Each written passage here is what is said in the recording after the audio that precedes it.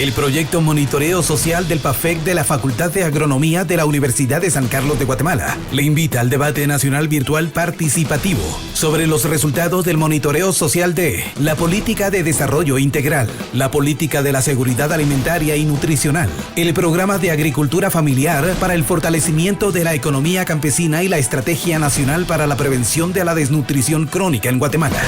Las exposiciones virtuales estarán a cargo de expertos nacionales y de organismos internacionales. La transmisión de 8 eventos virtuales se hará entre el 30 de abril y el 11 de junio de 2021. Todos en horarios de 9 de la mañana a través de Zoom, enlazando con los portales digitales de los centros universitarios, la radio y la televisión de la USAC y de OSANDRI. También podrán escucharse la transmisión de los eventos a través de la frecuencia 1460 AM de la Federación Guatemalteca de Escuelas Radiofónicas. Para más información en Facebook, @MSPAFECUSAC. Te esperamos con el apoyo de Unión Europea, Universidad 921 FM y TV USAC.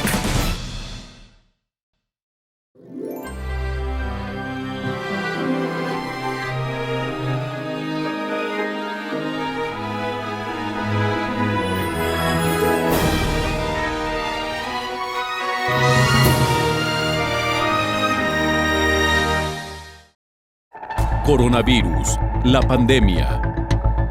¿Cuáles son los síntomas? ¿Cómo se transmite? ¿Qué puedo hacer para protegerme y prevenir la propagación de la enfermedad? Nuevo padecimiento que ha encendido las alarmas de los sistemas de salud. Coronavirus, la pandemia.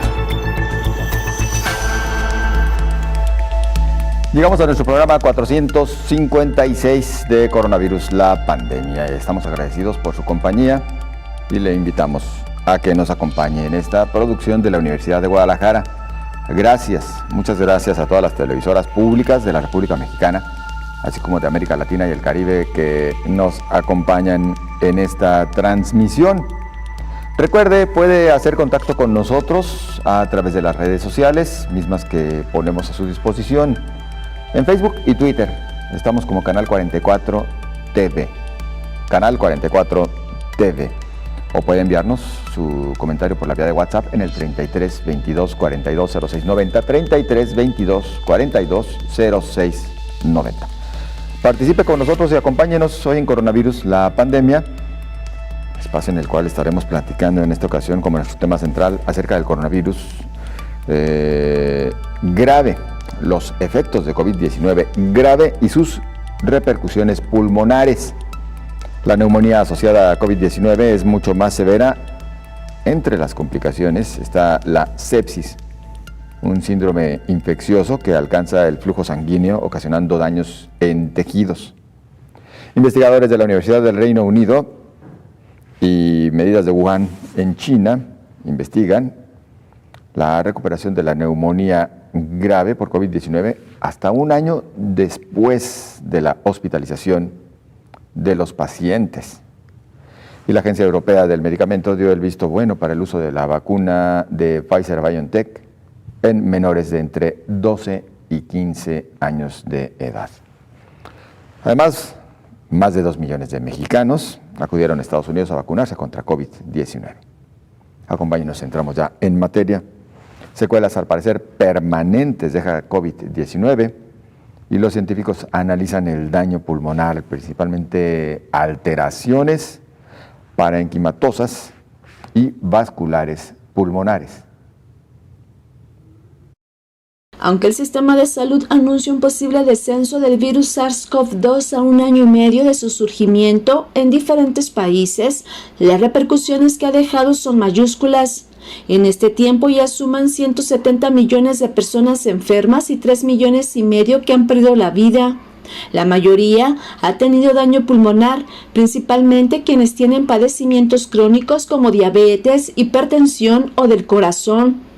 Diversos estudios relacionados con el análisis del paciente con COVID-19 y estos padecimientos crónicos muestran que la mayoría presenta neumonía y síndrome de dificultad respiratoria aguda. Aquellos con antecedentes de trastornos cardiovasculares han sido el de mayor riesgo de la enfermedad grave de la COVID-19 e igual los que tienen graves afectaciones en los pulmones previo a padecer la enfermedad coronaria requiriendo asistencia ventilatoria prolongada. Las y los pacientes hospitalizados en unidades críticas presentan eventos trombóticos pulmonares, principal factor de riesgo asociado a la mortalidad por SARS-CoV-2. En algunos casos han presentado secuelas pulmonares post-COVID-19, por lo que requieren seguimiento y tratamiento. Algunas de las secuelas de la COVID-19 son alteraciones parenquimatosas y vasculares pulmonares. Las personas de mayor edad son las que han tenido más riesgo de fibrosis pulmonar al presentar la enfermedad COVID-19 con síntomas agudos como fiebre, tos y disnea, seguido de neumonía y afectación inflamatoria, lo que ocasiona severas complicaciones. El daño pulmonar es frecuente aunque haya pasado un año de haber tenido COVID-19, muestran especialistas de la Universidad de Reino Unido. En el informe se indica que hay reducción de la función pulmonar. Las mujeres tienen mayor riesgo de deterioro persistente de la difusión pulmonar que los hombres. La COVID-19 deja severas secuelas en tejido y órganos, pulmones, el corazón y el cerebro, que los científicos dan seguimiento y a un año y medio de la pandemia, las investigaciones se han ampliado para resolver los misterios de un virus tan mutable como su capacidad de transmisión humana. Señal informativa, Isaura López, Villalobos. Y vamos ahora, como todos los días, al reporte que desde Ginebra nos hacen llegar compañeros corresponsales de EFE. Es el turno de Roberto Castañares, quien nos da cuenta del último reporte, el más reciente, de la Organización Mundial de la Salud. Buenos días a todo el auditorio de Canal 44. Para empezar la semana, lo primero es fijar la situación y este lunes lo comenzamos alcanzando las 170 millones de personas infectadas en todo el mundo por el SARS-CoV-2 desde el inicio de la pandemia y de ellas 3.540.000 han fallecido. Hasta el momento también se han administrado en todo el mundo 1.550 millones de dosis de alguna de las vacunas disponibles. El reparto es desigual, pero poco a poco se avanza en todo el mundo en esa campaña de inmunización que es clave para dominar la COVID-19. Con la mirada global, llevamos ya algo más de un mes en que las infecciones se van reduciendo gradualmente tras el pico máximo alcanzado a mediados de abril. Eso también ocurre, aunque con un descenso más lento en el número de muertes. Por zonas geográficas, la caída es fuerte en Europa, donde el número de infectados está en los niveles de septiembre pasado, pero entonces la tendencia era ascendente. Ahora, el descenso es muy pronunciado. En el sudeste asiático la situación también está controlándose tras vivir el peor momento de la pandemia hace tan solo un mes. Ahí siguen produciéndose muchas infecciones, pero cada semana son menos que la anterior. Estable y preocupante se mantiene la enfermedad en África, la zona del Mediterráneo Oriental y América. Aquí, sobre todo Argentina y Colombia, están en el peor momento desde que comenzaron a acumularse y contabilizarse los casos. Y esto penaliza al conjunto del continente, donde varios países están en una buena situación, sobre todo si lo comparamos de dónde vienen, claro. Otra preocupación de los últimos días es la investigación sobre el origen del SARS-CoV-2. ¿Se creó en un laboratorio o es producto de la naturaleza?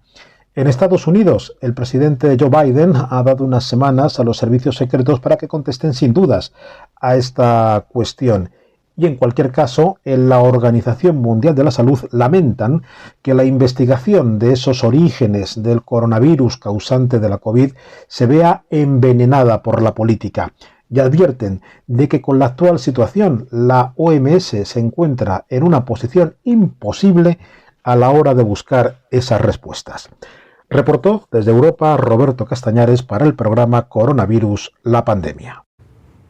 Gracias a Roberto Castañares. Y en más información, México estima que 2 millones de habitantes ya se vacunaron, pero esto en los Estados Unidos.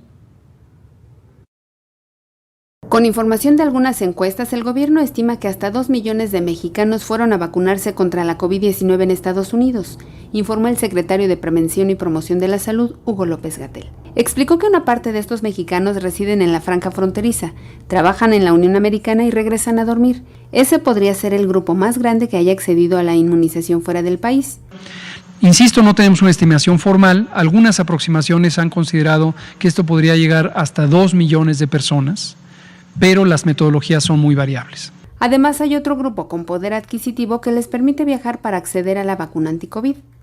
Hay otros grupos muy puntuales, muy pequeños, de zonas urbanas, sobre todo personas con recursos económicos, en la Ciudad de México y en algunas de las ciudades de la República, que han tomado el avión, van y se vacunan y regresan. Y sabemos que hay incluso paquetes comerciales que ofrecen esta situación.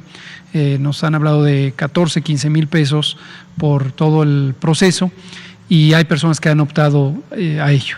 El reporte más reciente indica que ya fueron inmunizados 20 millones de mexicanos, de los cuales 12 millones ya tienen el esquema completo de protección anti-COVID, informó Elizabeth Ortiz.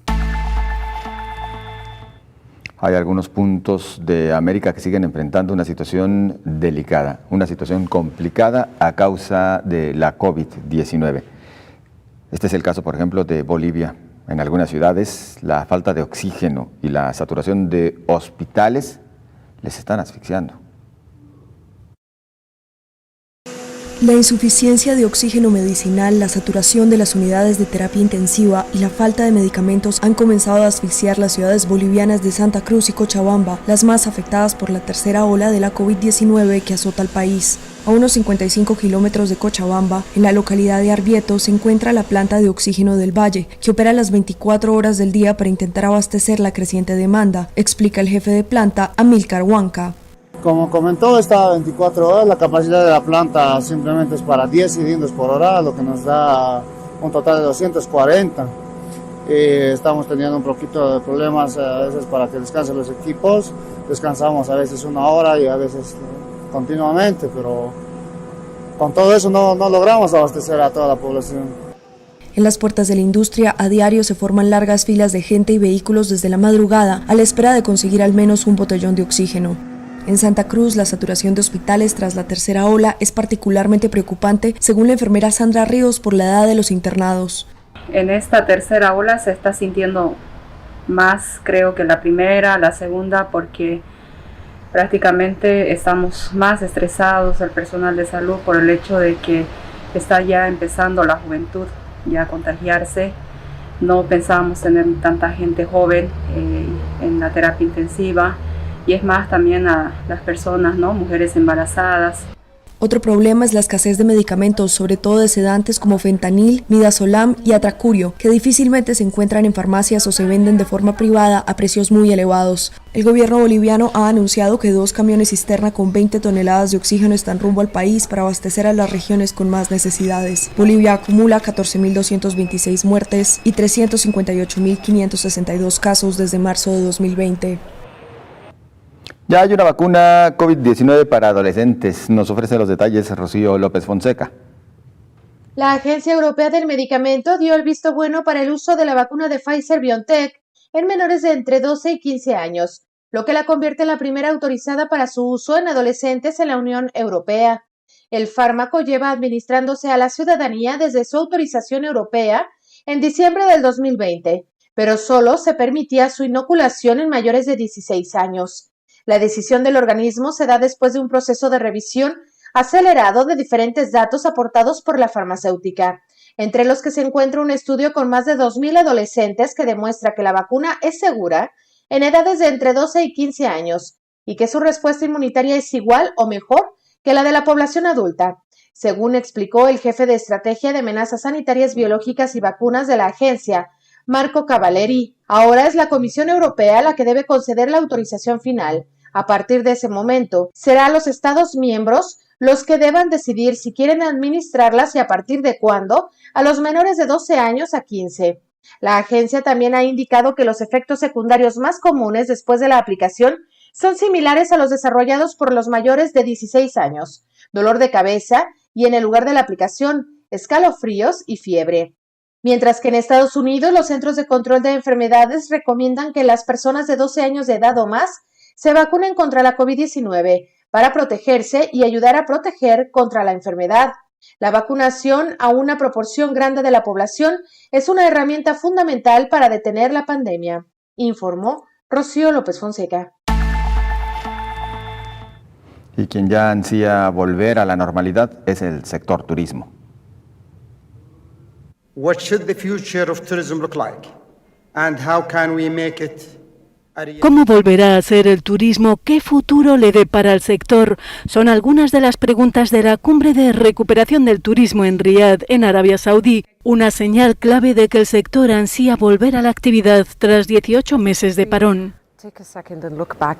El papel que desempeña el turismo es enorme en la creación de empleo y como motor de la economía. Al avanzar en este terreno ayudamos a la economía en su conjunto, pues el sector turístico representa el 10% del Producto Interior Bruto mundial. En el año 2020, el mercado mundial de viajes y turismo se redujo a 1,27 millones de euros. Según proyecciones, podría aumentar a 1,4 billones este año. Eventos como este muestran con optimismo una ansiada recuperación del sector. El certificado COVID digital europeo recientemente acordado y la cooperación mundial es esencial, asegura el ministro de Turismo de Grecia. La única manera es establecer un conjunto común de reglas. Debemos asegurarnos un nuevo marco que pueda sostenerse por sí mismo. Esta cumbre coincide con la apertura de la primera oficina regional de la Organización Mundial del Turismo en Oriente Medio. Será uno de los lugares más importantes para proyectar nuevas ideas. Para la región de Oriente Medio, el turismo es cada vez más importante, aseguraba el secretario general de la OMT. A medida que el mundo vuelve a abrirse con cautela, se busca un turismo seguro en tiempos de pandemia, con gestos que habrá que seguir manteniendo antes de volver a la normalidad. Es con esta información que le invitamos a nuestra primera pausa. No se vayan, enseguida continuamos con más.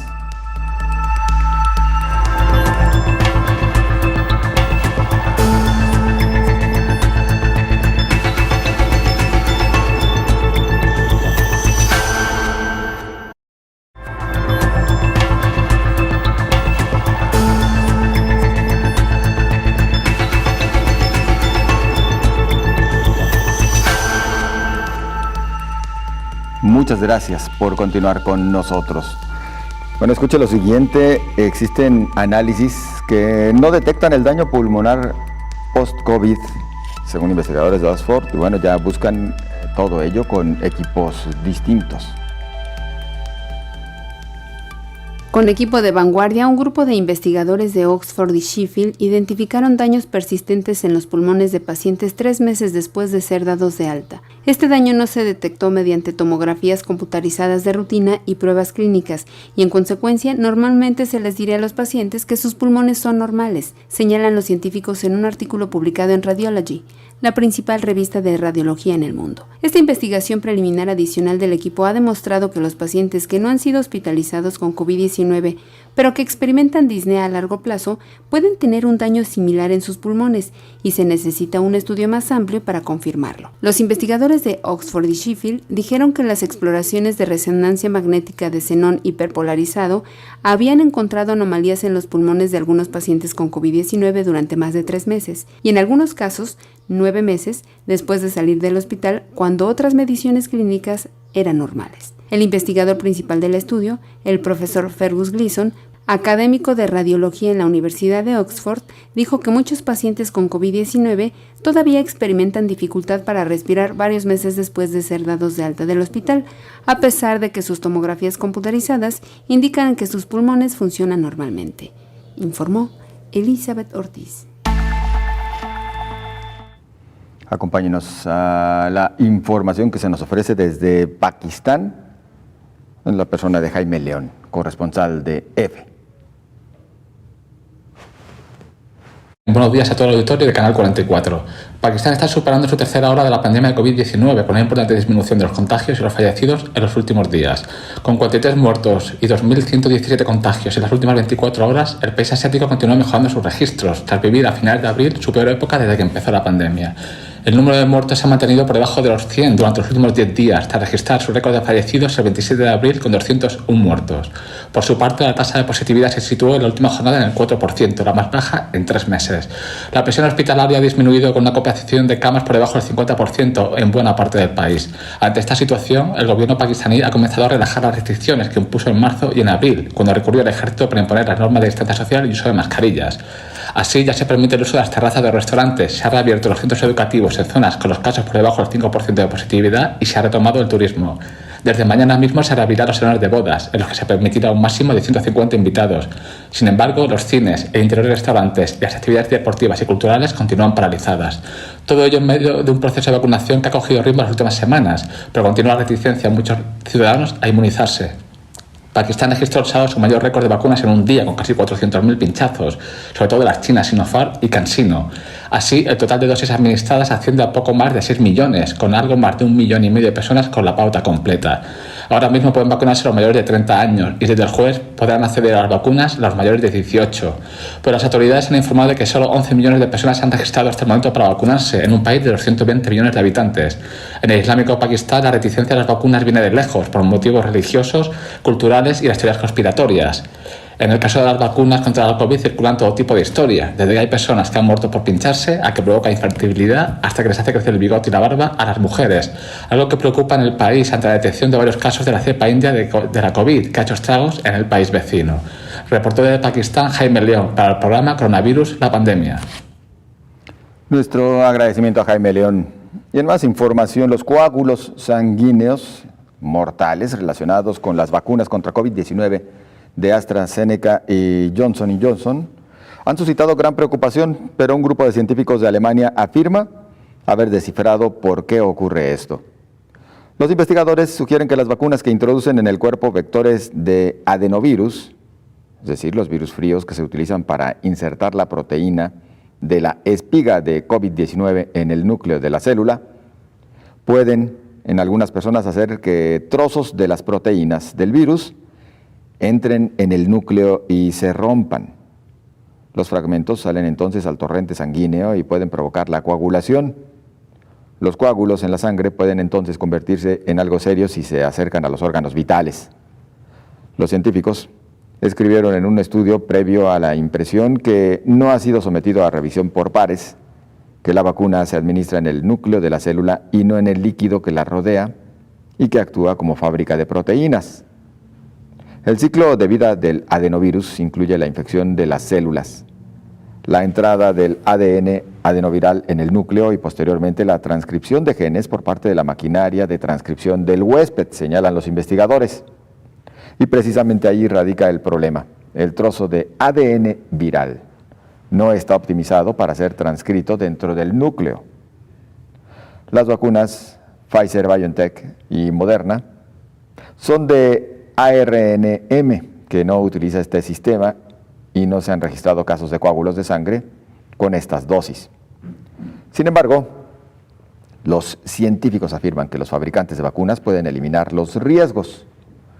El profesor Rolf Markalek, catedrático de la Universidad Goethe de Frankfurt, que participó en el estudio, declaró que las vacunas se pueden rediseñar.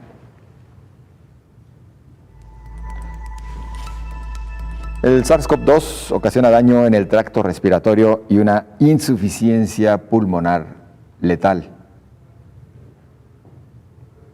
Con el apoyo de la Unión Europea, un equipo de investigadores ha comparado los pulmones de víctimas de coronavirus y de pacientes fallecidos por una insuficiencia respiratoria asociada a la gripe.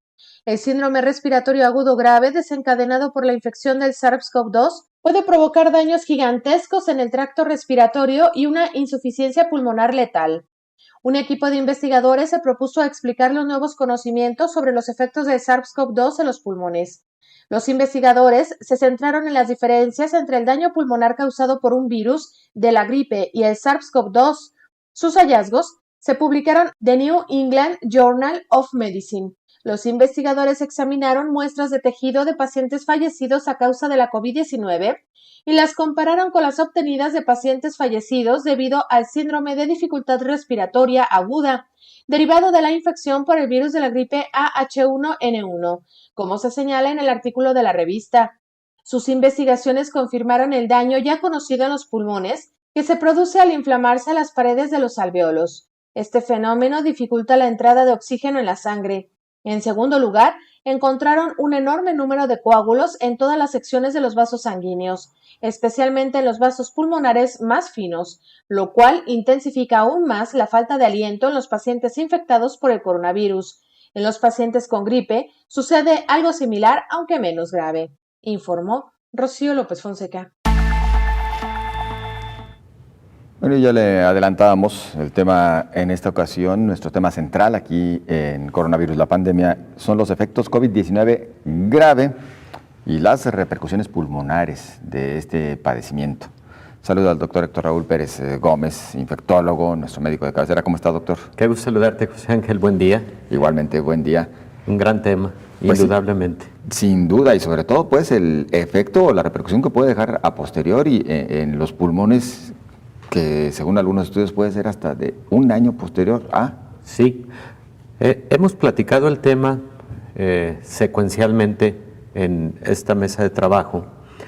Me parece que es conveniente estarlo viendo porque la principal repercusión a largo plazo en un paciente con COVID-19 grave es a nivel pulmonar. Las secuelas pulmonares está plenamente identificados, son las más importantes en estos pacientes. Importantes en cuanto a severidad y en cuanto a frecuencia. La más importante de estas secuelas es fibrosis pulmonar. Y la fibrosis pulmonar en pacientes con COVID-19 puede ser de grado variable. Se deben hacer estudios a todo paciente que tuvo COVID-19, sobre todo COVID grave o COVID crítico, porque hay pacientes que pueden tener actividades cotidianas que no les representa un excesivo esfuerzo, pero que cuando por algún motivo esa actividad les demanda un esfuerzo adicional, ahí notan una diferencia importante respecto de su estado anterior al COVID. Hay pacientes que inmediatamente después del COVID identifican que su función respiratoria ha cambiado importantemente y que siguen teniendo esa dificultad a lo largo de semanas y, como bien lo señalas y lo hemos escuchado en las cápsulas informativas, puede persistir durante meses y no sabemos si alguna de estas secuelas sea permanente. Eso nos lo va a decir el tiempo. Ha transcurrido 1 año y medio apenas desde que conocimos de esta nueva enfermedad COVID-19. El abordaje es un abordaje tanto de estudios de imagen como de estudios de funcionalidad pulmonar. Porque podemos estar viendo un estudio de imagen ya normal, podemos estar viendo un estudio de imagen en donde lo que al inicio eran múltiples infiltrados tomográficos o radiográficos, etcétera, pueden desaparecer en el lapso de las siguientes 6 semanas y sin embargo el paciente puede seguir notando dificultad para respirar o no la misma funcionalidad respiratoria. Claro. Y en ese sentido, decía que los estudios se deben complementar, por ejemplo, con espirometrías, que son los estudios que nos miden el funcionamiento respiratorio, pulmonar, que no solo son los pulmones, también nos miden la capacidad de la caja torácica, de los músculos también de la respiración, porque la respiración no solamente son vías respiratorias y pulmones, sino otros elementos anatómicos de los que podemos hablar enseguida. Y que por supuesto estaremos ya abordándolos en unos momentos más, doctor. Con todo gusto. Permítanos usted una breve pausa. Continuamos.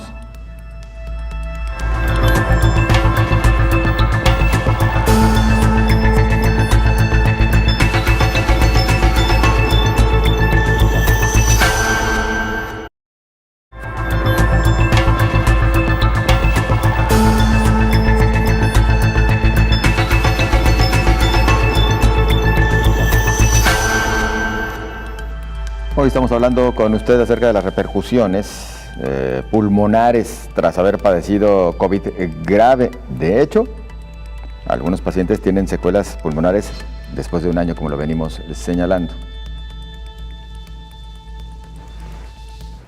Un nuevo estudio demostró que la mayoría de los pacientes dados de alta del hospital después de experimentar una infección grave por COVID parecen recuperar la salud completa, mientras que un tercio todavía tiene evidencia de efectos en sus pulmones hasta un año después. El estudio fue publicado en The Lancet Respiratory Medicine. Investigadores de la Universidad de Southampton trabajaron con colaboradores en Wuhan, en China, para investigar la historia natural de la recuperación de la neumonía grave por COVID-19 hasta un año después de la hospitalización. Fueron reclutados 83 pacientes después de ser dados de alta del hospital después de una neumonía grave por COVID y se les dio seguimiento después de 3, 6, 9 y 12 meses. A los 12 meses, la mayoría de los pacientes parecía haberse recuperado por completo, aunque alrededor del 5% de los pacientes aún reportaba falta de aire. Un tercio de las medidas de la función pulmonar de los pacientes todavía se redujeron, en particular la eficiencia con la que el oxígeno se transfiere de los pulmones a la sangre, y esto se encontró con más frecuencia en las mujeres que en los hombres.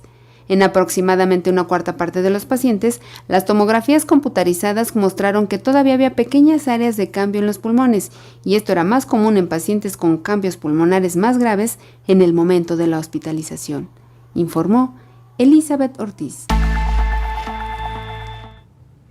Vamos en este momento a la línea telefónica. Nos da gusto saludar al doctor Raúl Sansores, neumólogo, experto en casos como EPOC, asma, tabaquismo y tos crónica. ¿Qué tal, doctor? Buen día. Hola, buen día, mucho gusto. Y también especialista en COVID.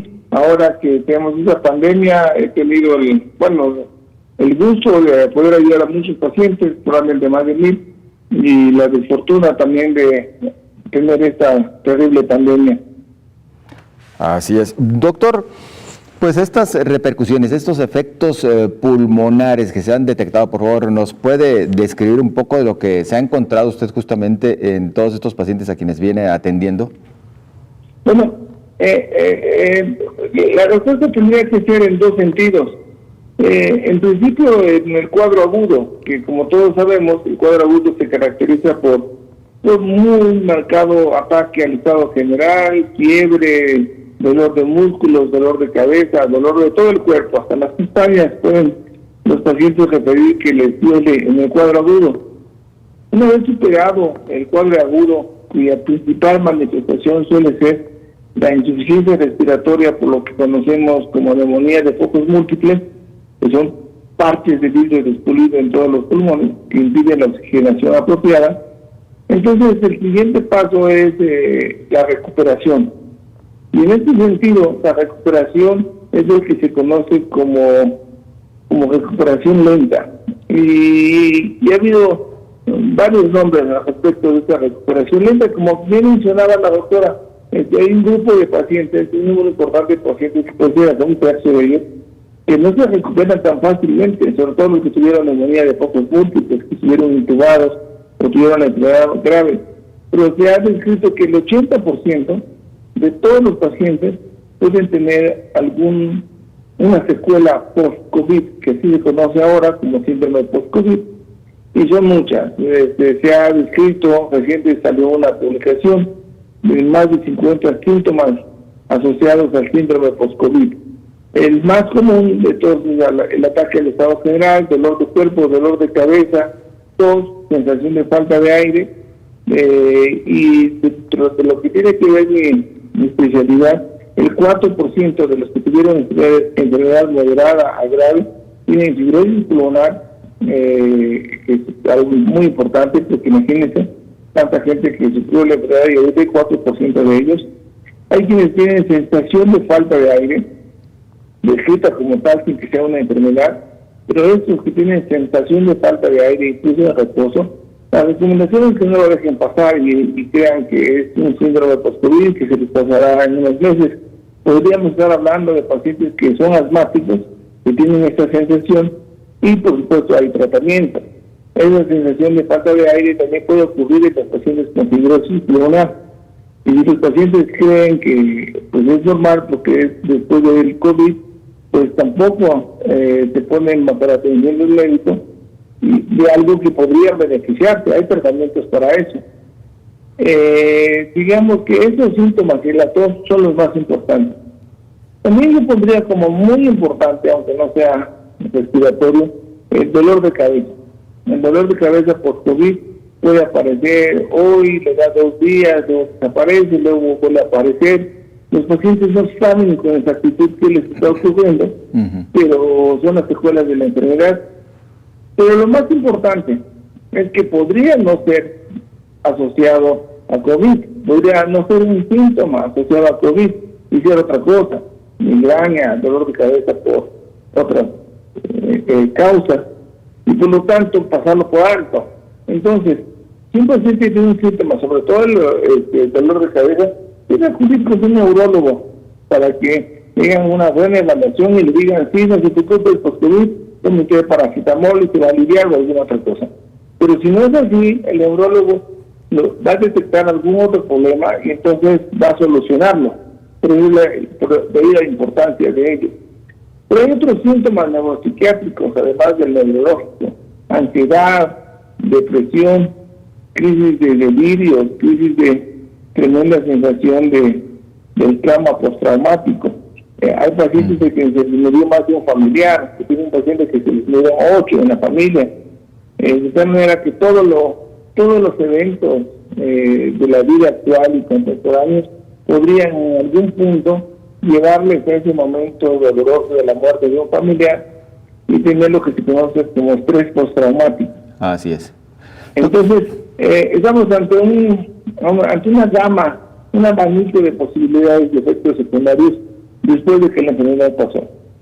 Doctor Sansores, me acompaña aquí en el estudio el doctor Héctor Raúl Pérez Gómez, quien también, se integra esta charla con usted, doctor. Doctor Sansores, buen día. Doctor Héctor Raúl Pérez Gómez, infectólogo. Si tenemos en consideración que México tiene reportados oficialmente, sabemos que son muchos más por la cantidad de pacientes que no fueron diagnosticados a través de una prueba de laboratorio, pero si consideramos 2.600.000 personas, ¿qué magnitud de problema cree que vayamos a tener o estemos ya teniendo con esas secuelas pulmonares que se estima pueden ser hasta del 30% de pacientes con enfermedad grave o con enfermedad crítica? Y si estas secuelas pulmonares van a requerir de un fortalecimiento de la infraestructura en salud para lograr atender a esta grave problemática que me parece que puede alcanzar dimensiones de un verdadero problema de salud pública, doctor Sansores. Sin duda, nos vamos a enfrentar a una ola de salud pública que todavía no hemos dimensionado debido a porque no sabemos en la realidad la magnitud de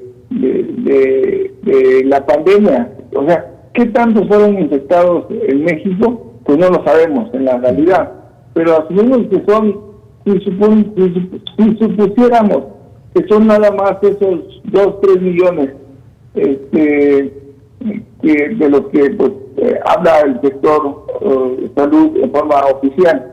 Estos vamos a verlo por proporciones. Esos 2 millones vamos a poner de la parte que yo veo, el 4% terminan con fibrosis pulmonar. El 4% de 2 millones, ya estamos hablando de un número importante de cuando menos 4,000 pacientes nuevos con fibrosis pulmonar que van a requerir oxigenoterapia. Pero no solamente son esos, hay otro 4% de diabéticos, otro porcentaje de pacientes que quedaron con hipertensión, otro porcentaje que quedó, bueno, el 60% con dolor de cabeza y dolor de cuerpo, otros con gran cantidad casi el 28% con problemas de ansiedad y trastornos emocionales. Es decir, sí estamos pues ante un problema de salud pública que no se ha avisorado apropiadamente y que irá saliendo. Desafortunadamente, pues todavía ayer hubo 300 muertos por COVID según los reportes de la Secretaría de Salud. O sea, no hemos acabado con la pandemia, con el número de muertos ni con las hospitalizaciones. Claro, que ahorita tiene prioridad muchas cosas en términos políticos, pero la pandemia no ha acabado y tenemos la sombra, como si fuera la sombra de un halcón volando sobre nosotros, la posibilidad de la tercera ola que no tenemos razones para suponer que no vaya a ocurrir. Todavía hay más de 100 millones de gente que no se han vacunado en nuestro país y que por lo tanto pueden infectarnos y pueden infectarse. Ese es el otro gran tema, en efecto, el que pudiese sí llegar a esa tercera ola más por la movilidad que estamos viendo. Estamos hablando de esto en el caso de México, pero aplica para toda América Latina. Ante la baja cantidad de personas que han logrado aplicarse la vacuna y ante la necesidad de reactivar la actividad económica, regresarla al máximo posible a la normalidad. Doctor Sansores, nosotros agradecidos por su participación en este espacio y seguimos en comunicación. Encantado, mucho gusto. Es muy amable. Es el doctor Raúl Sansores, neumólogo, bueno, ya lo escuchó usted, experto en temas como EPOC, asma, tabaquismo, tos crónica y bueno, pues ahora COVID-19. Tenemos que ir a la pausa, seguimos platicando, no se vayan.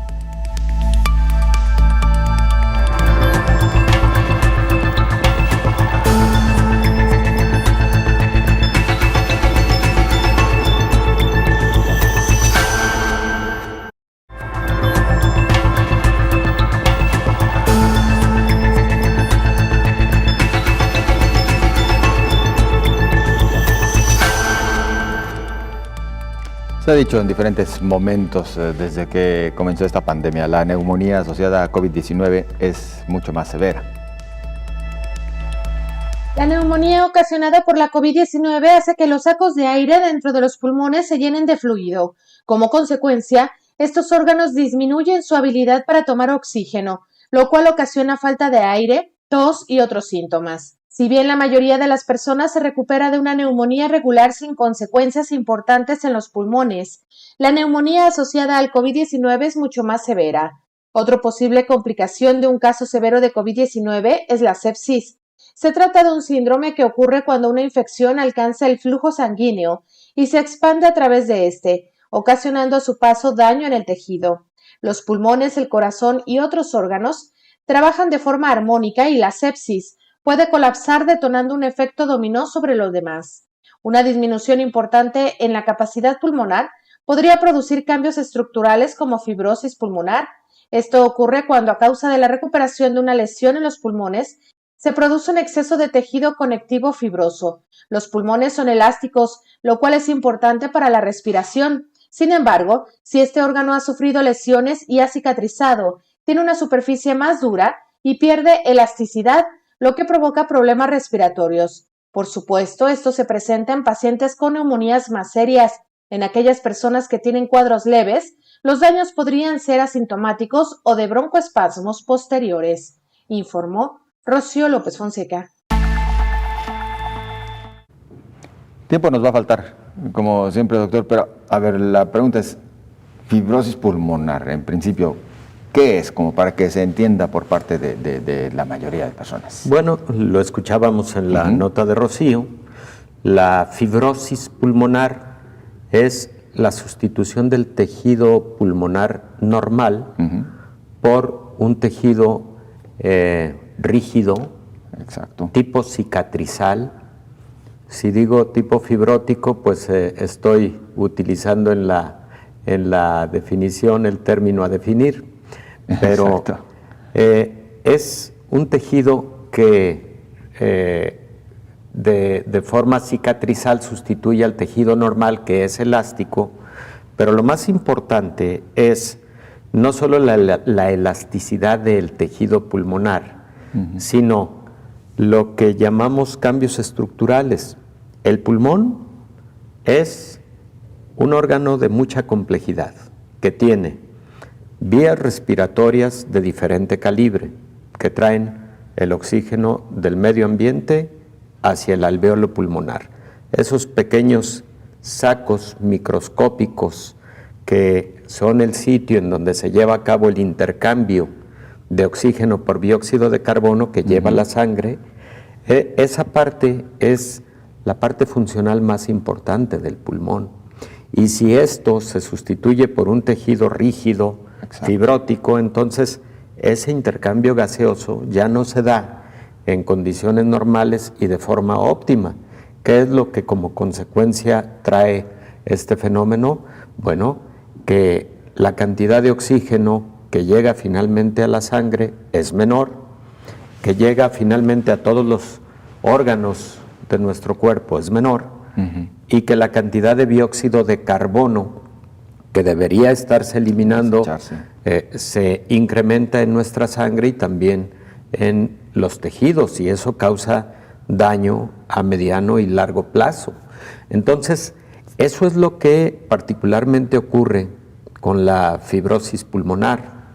La fibrosis pulmonar, después de un episodio de COVID, es variable, dependiendo de la gravedad que haya tenido el paciente en el episodio agudo. Es directamente proporcional a la gravedad. Mientras más grave fue el episodio, mayor riesgo de fibrosis pulmonar, y particularmente la vemos con más frecuencia en los pacientes que tuvimos que mantener en intubación endotraqueal y asistencia ventilatoria mecánica, es decir, intubados con ventilador, ¿no? Con respirador automático. Bueno, pero ¿qué es lo más importante que debe saber la población y en particular los pacientes y sus familiares respecto de la fibrosis pulmonar o el daño pulmonar asociado a COVID? Primero, efectivamente, hay que detectar de manera temprana al paciente que no está teniendo una recuperación pulmonar suficiente después de la fase aguda. Segundo, a ese paciente hay que, además de hacerle las evaluaciones médicas, laboratoriales, de imagen y también de funcionamiento pulmonar, hay que darle rehabilitación pulmonar. Existen esquemas diversos en donde al principio los profesionales de la rehabilitación y los neumólogos apoyan para generar el esquema. Posterior a esto, la misma familia puede ir ayudando a su paciente y el propio paciente para que esa rehabilitación, que puede ser de periodo o de tiempo variable, se cumpla adecuadamente. Tercero, hay medicamentos que se están utilizando en la actualidad para el manejo de fibrosis pulmonar y que algunos estudios demuestran que si se utilizan de manera oportuna, temprana, pueden modificar mucho la evolución de la fibrosis pulmonar. Perfenidone, por ejemplo, es uno de los fármacos. También colchicina es otro de los fármacos que están en estudio, y estoy seguro que en próximas semanas habremos de tener algunos resultados de estos ensayos clínicos utilizando estos fármacos. Y por otro lado, estos pacientes deben tener evaluaciones periódicas. Es evidente que si algunos requieren oxígeno, con la rehabilitación pulmonar pueden dejar de depender de oxígeno. Por eso hay que hacerla de manera oportuna, temprana. Porque una fibrosis pulmonar bien establecida, posteriormente es mucho más difícil de que permita al paciente dejar de depender de oxígeno suplementario. Es por lo tanto la fibrosis y los demás efectos post-COVID grave reversible. Como tal, una vez instalada la fibrosis, no es reversible. De lo que se trata es de que un paciente que está evolucionando a fibrosis podamos detenerlo. Y esto se puede lograr con algunos medicamentos. Algunos pacientes con fibrosis no tan severa pueden responder mejorando parcialmente con algunos medicamentos como perfenidone o como colchicina. Y también se ha identificado algo muy interesante, José Ángel. Los pacientes que en la fase aguda tenían indicación para utilizar corticosteroides como, por ejemplo, dexametasona, y lo recibieron, son pacientes que parece que evolucionaron en menor proporción a fibrosis. Pero los pacientes que requerían de una terapia antiinflamatoria potente, con el uso de corticosteroides, por ejemplo, o con el uso de anticuerpos monoclonales contra citocinas proinflamatorias, y no los recibieron de manera oportuna, se ha visto que evolucionan en una mayor proporción a fibrosis pulmonar. Entonces, la fibrosis hay que prevenirla en la medida de lo posible con una buena atención en la fase aguda. Doctor, ¿podríamos ver en lo sucesivo mayor cantidad de personas que dependan ya de manera permanente del oxígeno? Sí, por supuesto que sí. Es decir, del por supuesto auxilio que del sí. aparato. Vaya. Y lo estamos viendo. Ya en estos momentos, a ver, por ejemplo, en México, el primer caso de COVID-19 fue en febrero 28 del 2020. Entonces estamos ya prácticamente a 1 año 3 meses de haber visto el primer caso en México, pero estamos a 1 año y medio de que todo inició en la provincia de Hubei, ciudad Wuhan, en China. Muchos pacientes que tuvieron ese COVID grave o crítico en esos primeros meses de epidemia y pandemia, en estos momentos ya tienen evaluación a lo largo de muchos meses. Sí. Y lo que se ha encontrado es, efectivamente, alrededor del 4 a 5% de esos pacientes han tenido necesidad de oxígeno suplementario a lo largo de mucho tiempo por el desarrollo de fibrosis pulmonar residual. Entonces, si va a ser un problema de salud pública desde mi punto de vista, porque además de los costos que esto implica, pues evidentemente le genera mucho impacto a la salud de la persona en cuestión, pero también le genera mucho impacto desde el punto de vista de funcionalidad, desde el punto de vista de tipo laboral, etc. Exacto. Dudas quedaron bastante seguramente, esperemos en próximas fechas se puedan resolver. Por lo pronto, doctor, muchas gracias, muy amable. Retomamos el tema, creo que es fundamental. Por supuesto que sí. Y gracias a usted por su compañía, nos vemos y nos escuchamos mañana.